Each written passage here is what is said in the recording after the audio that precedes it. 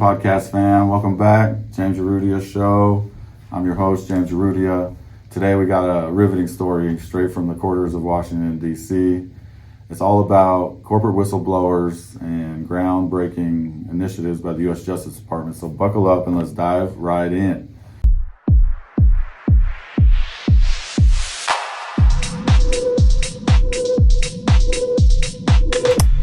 All right, picture this. The U.S. Justice Department, on a mission to root out corporate misconduct, is turning to whistleblowers for help. Deputy Attorney General Lisa Monaco dropped a bombshell announcement revealing plans to expand the whistleblower program and offer monetary rewards to those who come forward with vital information. It's a bold move aimed at uncovering hidden financial crimes and corruption that might otherwise go undetected. And the SEC has been doing this for quite some time, and we're going to talk about one of my favorite SEC whistleblow stories coming right up. Now, back to Monaco, she laid out the game plan at the American Bar Association's annual conference on white-collar crime, outlining a straightforward premise. If an individual helps uncover significant corporate misconduct previously unknown to the Justice Department, they could be in line for a hefty payout. The focus, criminal abuse of the U.S. financial system in both foreign and domestic corruption cases, especially those involving illegal corporate payments to government officials. That dirty, dirty bribe money. Got to grease those wheels, you know? Now, you might be wondering why the sudden push for whistleblowers. Well, it's all our understanding is that it's part of a broader strategy under President Joe Biden's administration to crack down on corporate wrongdoing and hold executives accountable. Monaco emphasized that the Justice Department is ramping up efforts to charge more executives involved in misconduct and ensure repeat offenders face tough penalties. But wait, there's a lot more. In addition to the monetary rewards program, the Justice Department seems like they're also exploring an initiative which approaches to enforcement, an innovative way to enforcement. Now, the attorney's offices on both coasts have programs to offer non-prosecution agreements. It's also part of a comprehensive effort to stay ahead of the curve, even in the face of game-changing technology like AI that can supercharge criminal activity.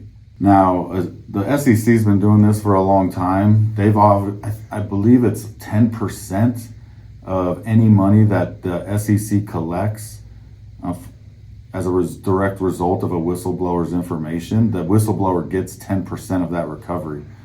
So there's a really interesting story that I was close to following for a long time was the LDS Church, Mormon Church, the Church of Jesus Christ of Latter-day Saints.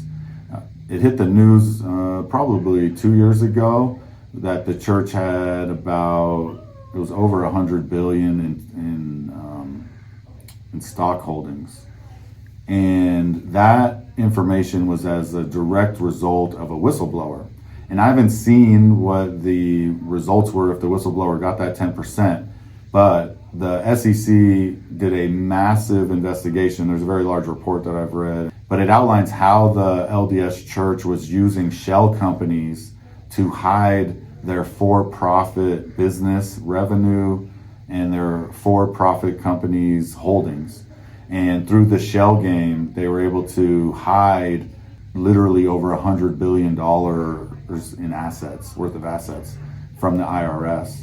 And so I hope that whistleblower who was working in the Mormon Church's for-profit investment arm for a long time, he was the one who was able to get the documents needed to prove this, which led to the investigation. And so I assume he's received some large payout. Hopefully he has.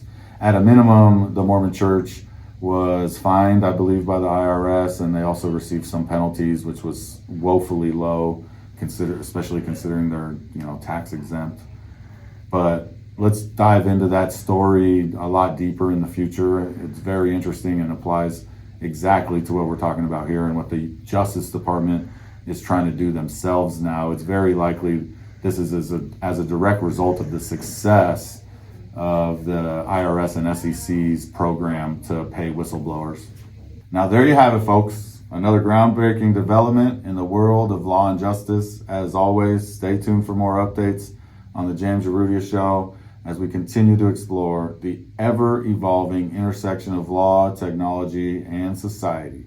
This is James Urrutia signing off. Catch you all next time.